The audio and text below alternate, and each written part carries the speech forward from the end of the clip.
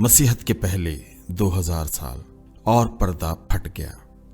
30 عیسوی سے 70 عیسوی تک، عید پینتیکوست سے لے کر یروشلم کی بربادی تک۔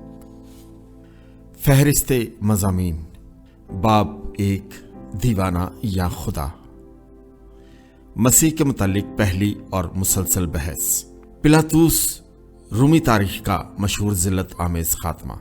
تاریخی دھارا، چشمہ خدا، تسلیب کے لیے کسے مورد الزام ٹھہرایا جائے۔ مصلوبیت، اس سے زیادہ کوئی موت کریہ نہیں۔ دوسرا باب، غیر معروف پطرس مقام حاصل کرتا ہے۔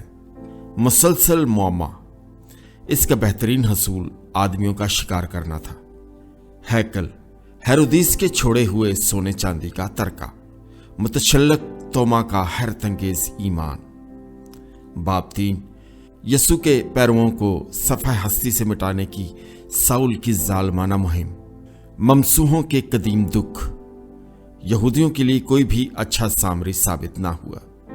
باب 4، دمشق کی راہ کا واقعہ تاریخ بدل دے گا۔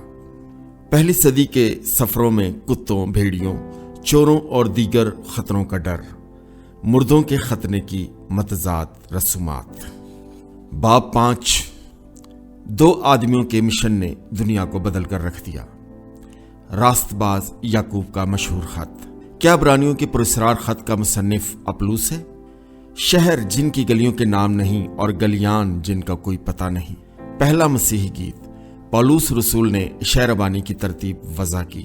مسیحی ماضی کا جیتا جاگتا عجائب گھر۔ باب 6، عظیم مسیحی مشنری کا مقدمہ اور اس کی آخری فتح۔ قابل ذکر قدیم تاریخ دان لوکا، جنہوں نے پولس رسول کی زندگی کے متعلق بیان کیا۔ پہلی صدی کا بحری سفر، پشتے پر ساتھ ساتھ سونا۔ پاسبانی خط، پولس رسول کا آخری مگر انتہائی مؤثر خط۔ ترسس کا، پولس ہمارے آس پاس ہی رہتا ہے۔ 7واں باب، پہلی اناجیل ثلاثہ، بے مثال اناجیل جنہوں نے انسانیت کو ہلا کر رکھ دیا۔ ایک فاضل بشپ بہت پہلے کے عہد نامہ جدید کے متعلق بیان دیتے ہیں۔ باب 8، نیرو، ایسا آدمی جس نے مسیحیوں کو برائی کے معنی سکھائے۔ پطرس کی آخری ناکامی اور کامرانی کے متعلق کوواڈس کا قصہ۔ دوسرے رسولوں کا کیا بنا؟ پطرس اور پولس روم میں، یہاں وہاں اور ہر جگہ، یروشلم کے قرابتی یعقوب کی شاندار اور جرأت مندانہ موت، یروشلم کا خوفناک محاصرہ اور پرانی تہذیب کا خاتمہ۔ متضاد تاریخ دان جنہوں نے قدیم یروشلم کے آخری ایام کا ذکر کیا کہ مسیح کے پیرو کیسے بچ نکلے۔ صفحہ نمبر 3، پیش لفظ۔ جے کے چیسٹرٹن 20ویں صدی کے مضمون نگار نے کہا، سب سے خطرناک وہ لوگ ہیں جنہیں اپنی ثقافت سے الگ کر دیا گیا ہو۔ اگر وہ زیادہ تر زندہ رہتے تو وہ اپنے گھمبیر مشاہدے کو پورا ہوتے ہوئے دیکھتے۔ 1936 عیسوی میں ان کی موت کے وقت جرمنی، جو اس وقت ایک مسیحی ملک تھا، مسیحی ماخذ سے جدا ہو گیا تھا اور فضول اور نابکار اصولوں کو اپنا رہا تھا۔ گمراہی کا شکار ہو کر جرمن قوم دنیا کی بدترین جنگ کا ارتکاب کر رہی تھی۔ چیسٹرٹن نے یہ بھی کہا، لوگ جو کسی چیز پر یقین نہیں رکھتے وہ کسی بات کو ماننے کے لیے تو اکسائے جا سکتے ہیں۔ اس نے کیسی اچھی بات کہی۔ آج ہم بھی ایسے ہی لوگ ہیں۔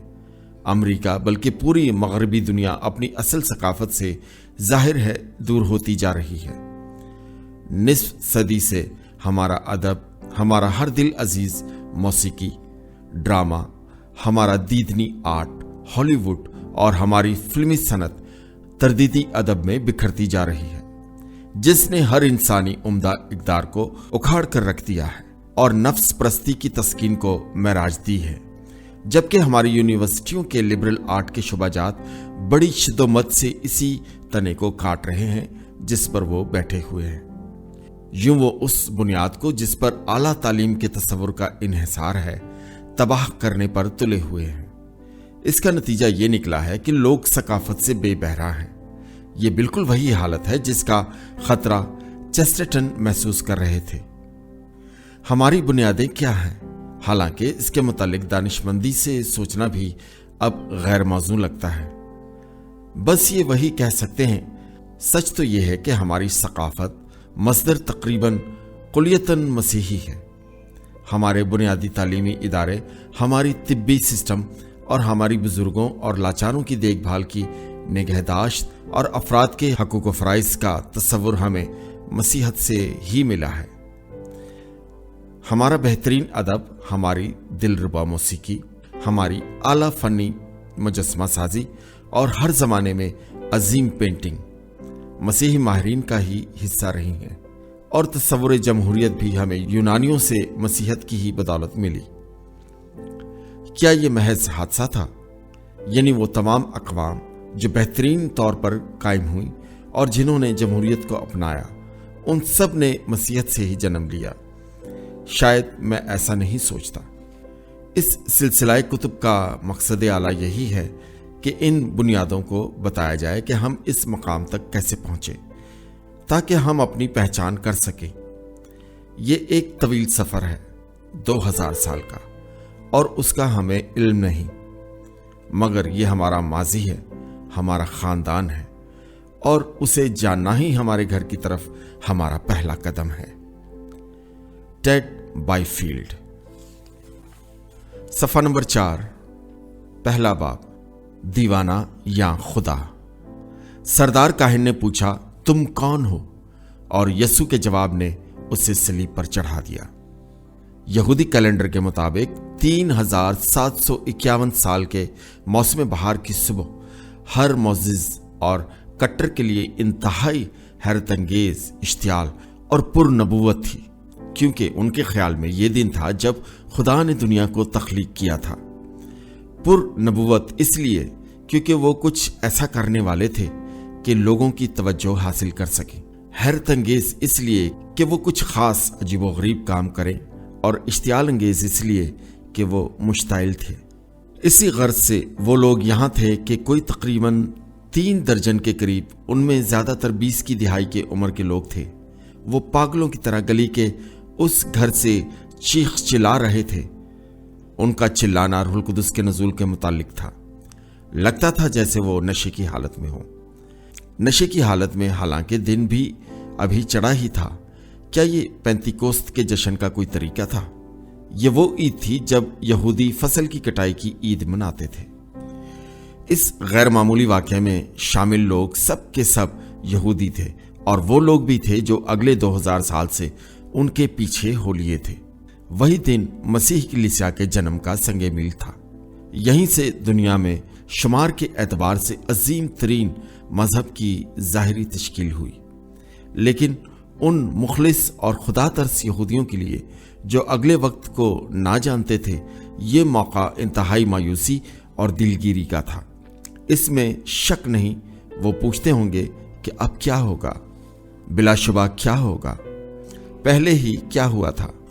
इन लोगों का रहनुमा यसु नासरी, जिन्हें साहिब इख्तियार काफिर कहते थे, 6 हफ्ते पहले मारा गया था। एक अजियतनाक सलीबी मौत, जब उस पर तकफीर का फतवा दिया गया, क्योंकि इसने खुद को खुदा का बेटा कहा था। ये बड़ी बदबख्त मौत थी। ये लाजिम थी और उसके मुस्तहिक थे, क्योंकि साहिब अरबाब समझते थे कि उन्होंने फर्द वाहिद की तहरीक को उसके अंजाम तक पहुंचा दिया था। अफसोस वो गलत थे। ये दिन था जब उनके शागिर्द गलियों में नाच रहे थे और रूहुल कुदस के ज़ेरे असर गैर ज़ुबान में बातें कर रहे थे। उनको वसूक़े कामिल था कि वो जिंदा हो चुके हैं, और यही बार बार कह रहे थे। उनका मौजूद गुफ्तगू यही था कि उन्होंने उन्हें देखा है। सफ़ा नंबर 5, और उनसे बातचीत की है। वो मुस्र थे कि वो उनके साथ खुशी में शामिल हों। जैसा कि समझा जाता था कि ये तहरीक ठंडी पड़ जाएगी, मगर ये तो जिंदा ताबिंदा हो चुकी थी। इस मसले की कई वजूहात थी। माजी में जो सिर्फ सोरिश थी, अब अच्छा भला मसला बन गया था। इस मसले की कई वजूहात थी। रोमी अनाने हुकूमत के ज़ेरे असर यहूदी ज्यूरी 100 साल से पिस रही थी, وہ اب ایک نئی یہودی تحریک کو دیکھ رہی تھی جو شدت سے ان پر اثر انداز ہو رہی تھی۔ اس کو سختی سے دبانے کی کوشش میں انہوں نے ہزاروں معصوموں کو موت کے گھاٹ اتار دیا۔ اس پر ترا یہ کہ ابن انسان یسوع اور ان کی تحریک گلیل سے شروع ہوئی، جہاں رومیوں کے خلاف بغاوت اور چپکلش ہوئی۔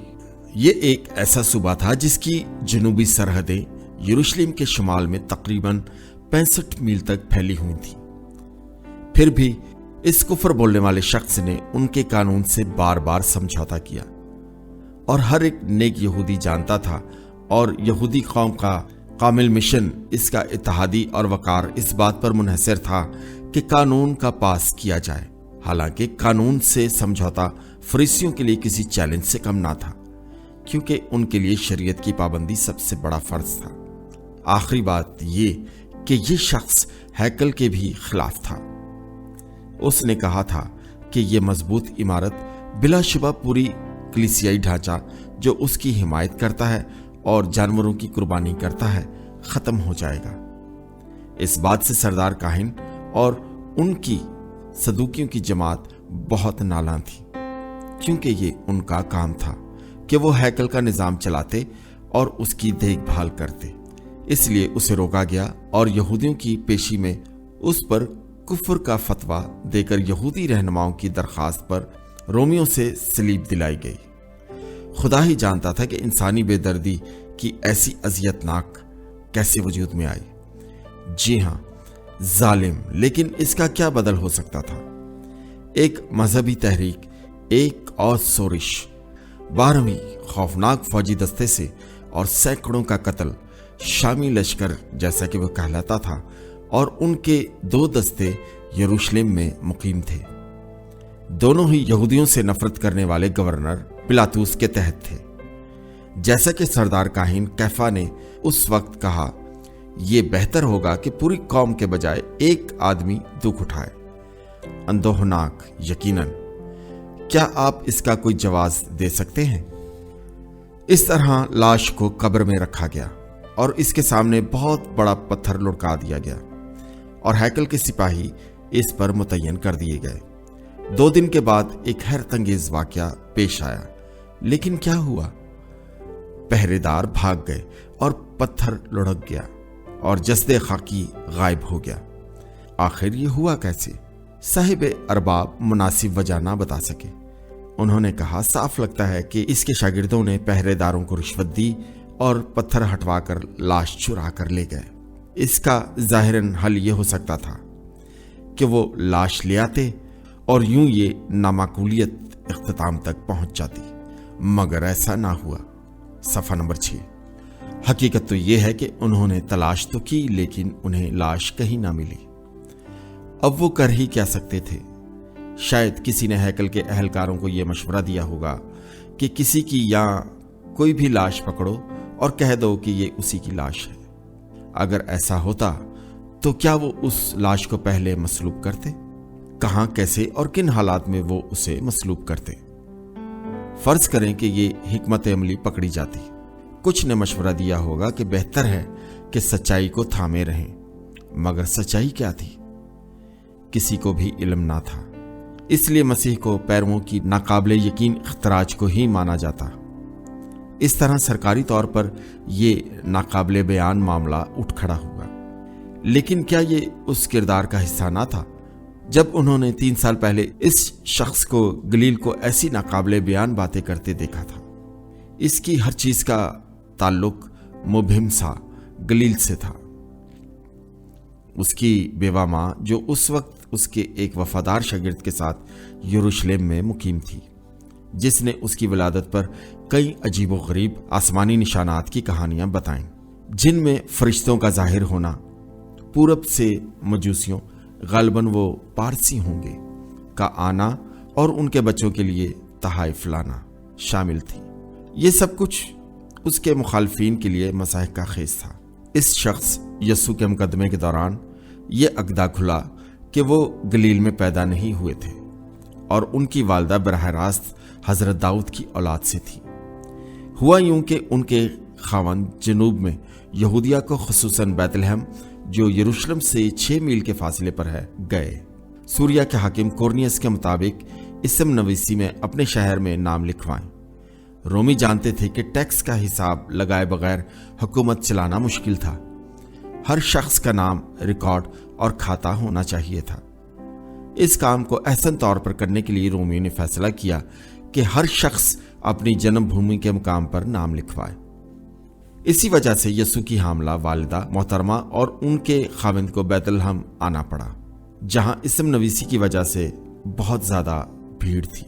वहां सराय के पीछे एक अस्तबल में थोड़ी सी जगह मिली जहां बच्चा पैदा हुआ। 8 दिन के बाद यरूशलेम की हैकल में उसका खतना हुआ। उसका नाम यस्सु रखा गया। अगरचे नाम तो तारीखी था, लेकिन इतना नुमाया भी ना था। किसी भी यहूदी गांव में दर्जनों इसी नाम के बच्चे थे। ताहम इस नाम में इल्हामी मानवियत शामिल थी। यस्सु के मानने वाले इसके मसीह होने और इसराइल के मुखलिस होने का दावा करते थे। यहूदी वज़ा नजरिए के मुताबिक मसीह, जो कि हजरत दाऊद की नस्ल से होगा, बैतलहम में पैदा होना है। अलावा अजीं, जैसा कि कहानी से पता चलता है कि जब वो बच्चे की सूरत में हैकल में थे, तब 2 बुजुर्गों ने, जो नबी माने जाते थे, उन्हें आइंदा का ममसू यानी मसीह पहचान लिया। सफ़ा नंबर 7, पिलातुस का अंजाम। बाज कहते हैं कि उसने खुदकुशी कर ली, बाज कहते हैं कि वो मसीह हो गया है। गालिबन जदीद तारीख ना तो जूलियस सीजर और ना ही अगस्तस का इतना जिक्र है जितना रूमी सूबाई गवर्नर पिलातुस का जिक्र है। मसीही अकीदे में यसु ने पैंतुस पिलातुस के अहद में दुख सहा के शामिल करने से हजारों जुबानों में इसका जिक्र होता है। मसीह की मौत को हुए 2000 बरस गुजर चुके हैं, मगर मासवाए अंजील की वजाहत के इस नामकार सरकारी ओहदेदार की जिंदगी का जिक्र बहुत कम मिलता है। यहूदी तारीखदान जोसेफस ने तहरीक किया कि पिलातुस ने यरूशलेम में पानी लाने के लिए आबी गुजरगाह बनाने का हुक्म दिया, जिससे यहूदियों में गुस्से की लहर दौड़ गई। इसकी वजह या तो इस प्रोजेक्ट के लिए मुकद्दस पैसे का इस्तेमाल था, या फिर उसकी वजह आबी गुजरगाह का कब्रिस्तान से लाना था, जिससे पीने का पानी मकरूह हो जाता। जोसेफस और मौरिख फेलो दोनों ही 1 या 2 वाकयात का जिक्र करते हैं, जिसमें पिलातुस ने शहनशाह तबरियास के मुजस्समों को यरूशलेम में इस्तादा करने का हुक्म जारी किया। जब यहूदियों ने इसके खिलाफ जबरदस्त मुजाहरा किया तो पिलातुस इस हरकत से बाज रहा। नए अहदनामे में फाल तौर पर नजर आने के बाद वो गुमनामी के अंधेरे में चला गया।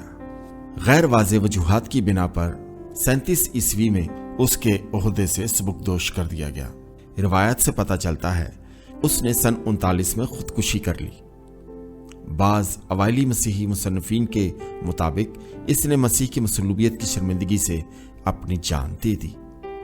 बाज कहते हैं कि उसने मसीह की अलूहियत को तस्लीम कर लिया और मसीह हो गया। सदियों से इस तस्वुर से पिलातुस की इज्जत अफजाई हुई। एथोपिया और कॉप्टिक कलीसियाओं में इसको सेंट का दर्जा देते हैं। कई परहेजगार यहूदी कहेंगे कि यह कैसी खिलाफ अकल बात है कि इसराइल का मसीह एक अस्तबल में पैदा हो और एक रोमी सलीब पर अपनी जान दे। ऐसी मौत जिसे दुनिया शर्मनाक और दर्दनाक मौत तस्लीम करे।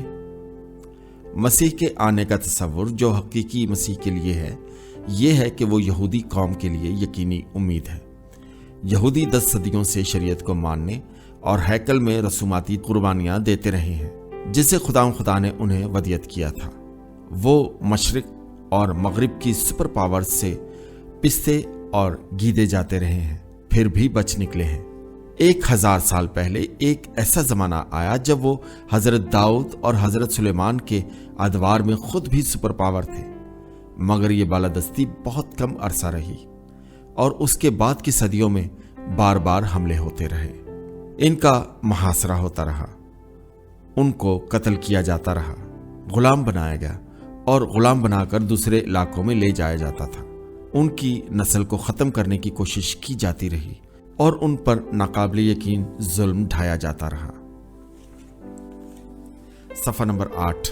ऐसा वक्त भी आया जब हैकल को तबाह बर्बाद कर दिया गया और उन्हें गुलाम बनाकर घसीटा गया, लेकिन खुदा ने उन गज़बों से रिहाई दिलाई। لوگ واپس وطن کو لوٹے اور ہیکل کی تعمیر کی گئی۔